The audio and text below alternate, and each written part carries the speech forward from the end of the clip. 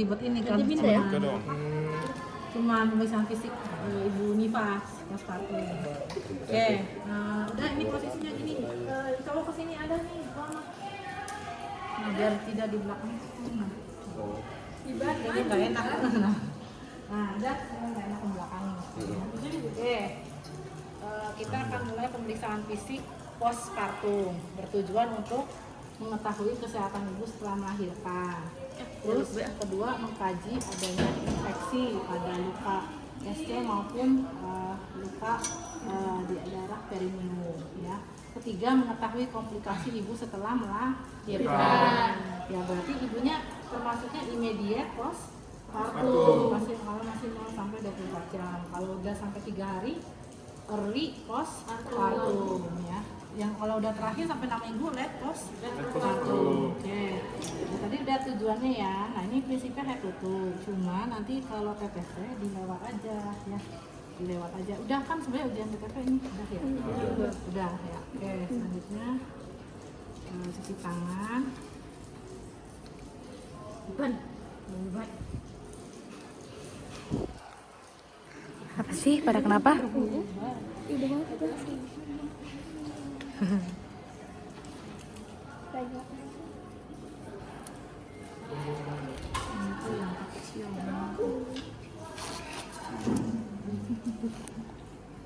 Nanti coba. Tadi belum ada yang nyoba kelas anu nih.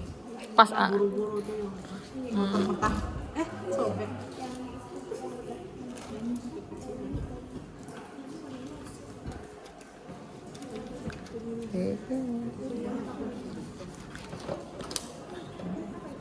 Oke, emang awalnya itu dilakukan tanda-tanda kita dulu ya, itu dilewat. Baru kita fokus ke kepala ya, tutup. Dari kepala kita inspeksi ya kebersihannya, kemudian ada lesi atau tidak, benjol atau tidak, sambil dipalpasi untuk memastikan ada benjol atau lesi.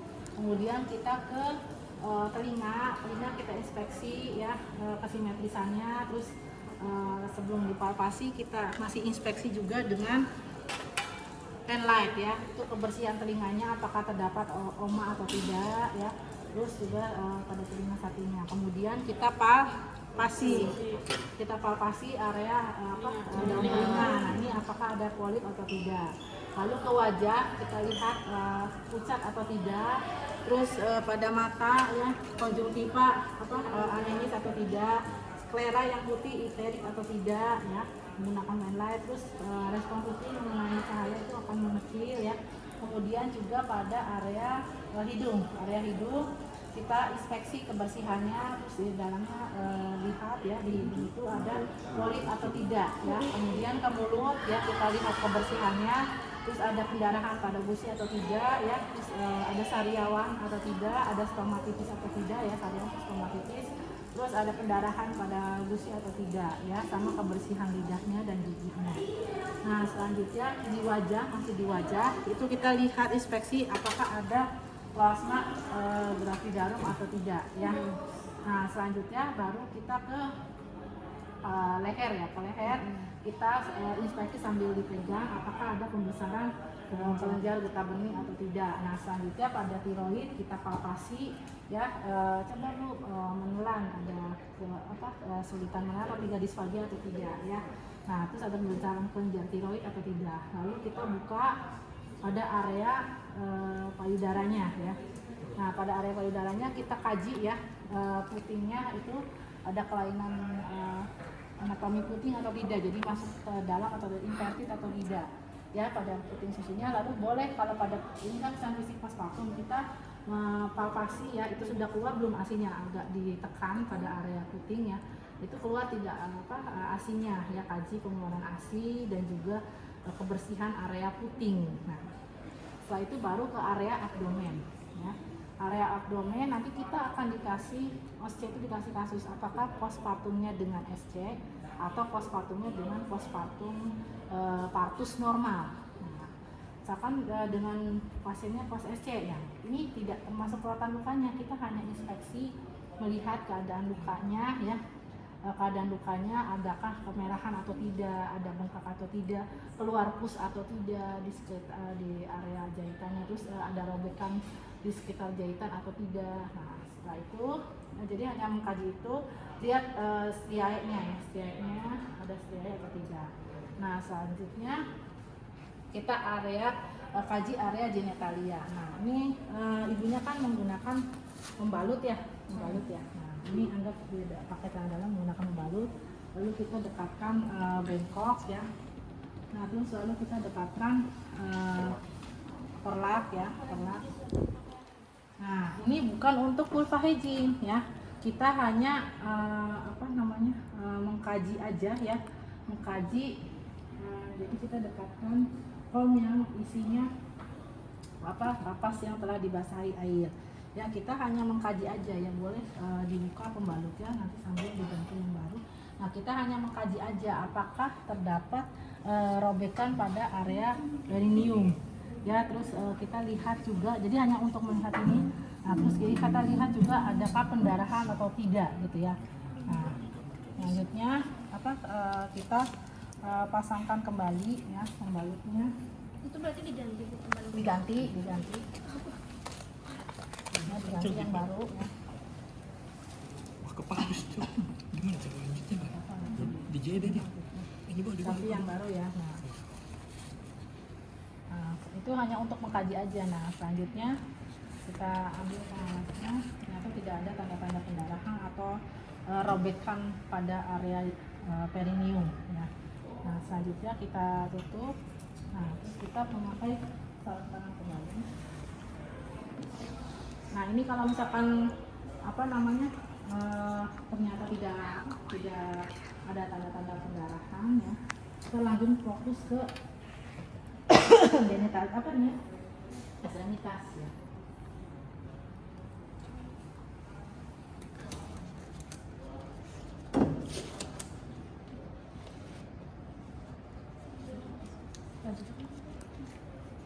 Nah sekarang ke ekstremitas ya, kita lihat kalau pada ibu hamil kan ada lila ya, kita fokusnya ke kaki ya, ada bengkak atau tidak pada kedua kakinya.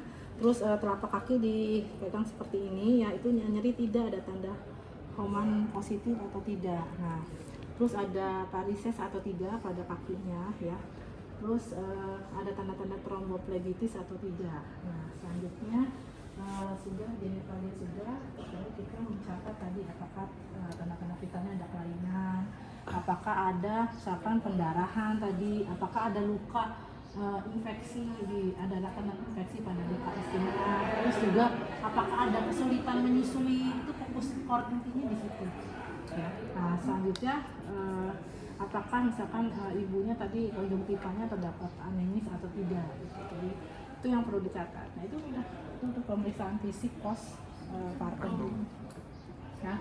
Nah selanjutnya lanjut ke vulva hygiene ya. Vulva hygiene. Perawatan vulva hygiene ini berfungsi untuk mencegah infeksi pada area genitalia. Yang kedua menjaga kebersihan vulva dan perineum ya, dan memberikan kenyamanan pada ibu ya. Ketiga sekalian mengkaji adanya pendarahan atau tidak pada area perineum. Nah yang dibutuhkan yaitu alat-alatnya ini ya, ini karena disatuin sama misalnya fisik postpartum, yaitu ada kom kecil ya, kom kecil isinya kapas berisi air biasa. Video Terus apa ada sih orang kasa, gak mencet? nanti ada cairan klorin di sini. Cairan klorin ini sama kasa itu untuk mendep kalau misalkan dia kasusnya kakus normal, ada luka episiotomi pada area perineum. Nah itu nanti ada di dep. Tapi kalau di osteonya nanti baca kasus tidak ada, dapatnya yang enggak dengan robekan, tidak perlu ada manuver yang depnya nanti ya. Nah, terus kita butuh pengalas tisu untuk nanti menetap gitu ya. Terus ada asetik gel, klorin, bengkok, pengalas, pembalut maternity ya, maternity. Nah terus ada pispot ya. Nah, ada pispot, ada selimut pengganti ya, ada selimut pengganti ya. Nah terus udah pispot itu untuk bukan hanya untuk menawarkan BAK, tetapi ketika proses seat bath atau cebok itu supaya airnya mengalir ke V-spot gitu ya. Oke. Selanjutnya baru kita tadi sudah jelasin ya pulpa hygiene tujuannya apa. Nah terus ini saya udah sarung tangan ya, ada cuci tangan, menggunakan sarung tangan, baru kita memakaikan pengalas. Alas. Nah ini nanti ganti sarung tangannya 2 kali ya. Iya Bu. Sarung tangan. Nah, tadi lupa tutup sampirahnya. Nah ini menggunakan pengalas. Nah terus berarti ini. Nah, ini nanti siap-siap yang ini.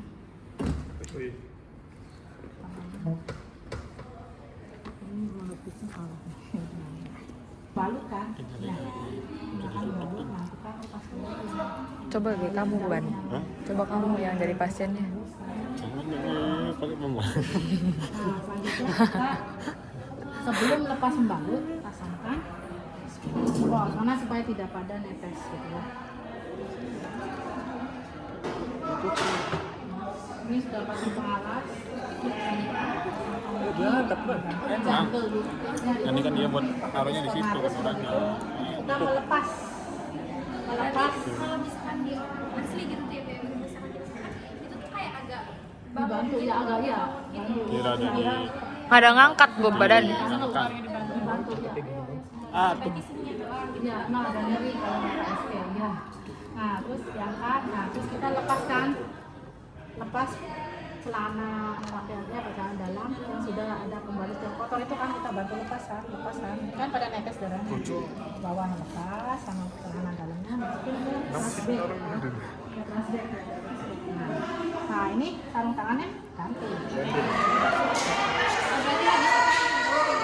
Nah ganti. Ini. Cuci tangan. Ini dia cowok. Soalnya pentem. Coba sih.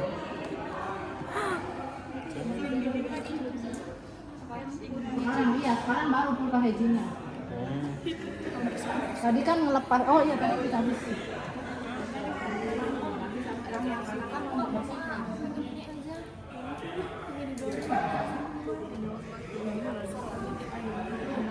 Memorinya berapa itu? Silakan Bu, mau BAK atau tidak?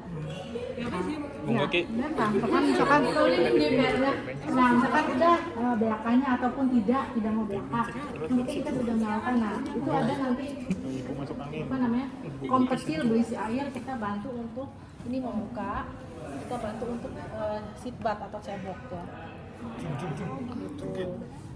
Kayak buat airnya ya. Itu air apa? Cumdit. Air biasa. Cum.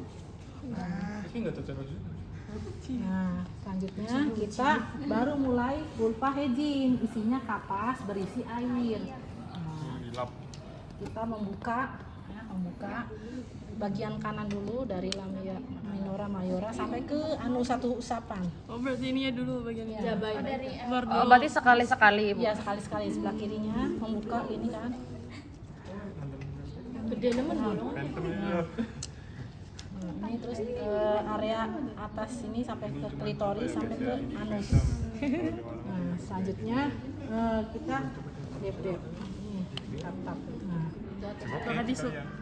Nah, selanjutnya kalau kasusnya pulpa hygiene-nya dia ada luka jahitan di perineum, kita ada manuver kasa yang ininya sudah pakai klorin ya. Itu cukup dep aja. Ininya tidak perlu membuka gitu, tapi sedikit ini mengangkat nih dep ini aja. Kalau sobekannya biasanya di mana? Oh, Ya sobekannya biasanya di sini. Mohon maaf ditekan ya. pelan gitu Bu. Ya, di sini sobekan tuh, sini. Oh berarti yang di sini ya, bagian sini yang disobek. Ya, berarti ini cuman ini aja, cuman itu tuh. Cuma kira-kira 5 detik aja di tap Oh, ini. ditekan. Ditekan, udah. Tidak perlu diusak-usak ya. Nah, itu kalau kasusnya partus normal ada luka jahitan. Kalau enggak jangan, enggak usah. Kan dia SC. Dah, ini cuma didap gitu aja, cuma ini aja nih areanya agak nyamping gini karena kan guntingan episiotomi itu ke sini. Itu luar apa dalam, Bu? Luar. Udah. Kasa yang dibasahi klorin. Tapi kalau pulpa hygiene tadi pakai kapas yang berisi air aja. Air biasa gitu ya. Nah, sudah. Lalu kita keringkan lagi. Keringkan lagi. Kurang jum masuk ke dalam itu. Ini ya. Berarti kalau lekas jahitannya cuma Coba tanya coba. sini aja atau saya Iya. Ya salah satunya sih biasanya untuk membuka jalan lahir. Jadi ngilu ya. Iya, Bu. Ngilu. Nah, terus kita makanya Ngilu, guys. Terus kita kan tangannya sudah buka sarung tangan ya. Nah, pakai tang membalut ke celana dalam. Nah, terus kita ini udah dipasangkan ya ke celana dalam. Nah, hati-hati. Ini emang bukan jorok ya. Maksudnya kalau dipasangkan di celana dalam itu harus pas. Jangan keluar dari celana dalamnya. Soalnya kan luka SC. Kalau dianya luka SC kan di bawah sini. Nah, takut perekatnya tuh kena, itu perih banget. Iya, maksudnya takutnya tuh kan ngapain itu ya, jadi nggak ngeh. Ini apa perih gitu, katanya itu perekat pembalut. Ya ini bukan ini yang perekat. Oh, Nah, perekat. itu kan dipasangkan. Ya kan takutnya gini nih, terlalu ke atas, tapi kalau yang Jadi celananya pas, kalau masang nggak jangan apa-apa. ngereket-ngereket, Tapi guys. kalau Jadi itu sangat sakit. ada pekatnya Di kulit. kan. Nah, itu maksud saya kebayang. Iya kan? Kan ada. Nah, udah dipasangkan. Tadi kasih longgar sedikit, pas. Ya, pasangkan lagi celana dalamnya. Jangan dong, iya mau Pakai yang baru aja, Ki. Kasih tahu penyimpanan penny lah. Pakai HP baru baik. Berisik deh. Amin. Apa? Penyimpanan. Nah, terus baru Nggak jadi ostinya. iya dia jadi Oh, cuci tangan. Lu kalau lahiran anak 10 normal. Wah, normal itu jos. mungkin nggak ya itu kalau usianya mungkin muda sekali pada saat nikah. Manjur ya, Bu ya. Nah, terus ya minimal paling sedikit jaraknya setahun. Kerekam, Ki. Emang kamu nggak baby blues nanti? Ketonnya pengen gawe kesebelasan sepak bola, Per. Kita harus pikirkan jangka panjang bagaimana banget. Bagaimana kasih saya sudah cukup belum untuk anak saya. Oh. Bagaimana hak anak saya sudah terpenuhi belum? Apakah saya bisa membelikan rumah satu-satu ya? Ay. Mau bikin tim sepak bola, Bu. Iya, pikiran jangka panjang. Saya juga ini masih mikir, anaknya cuma 2. Ya, silakan. Pak. Ini cuma saya tetap kalau udah praktikum tuh ada yang nyoba dari kelas yang enak. Nanti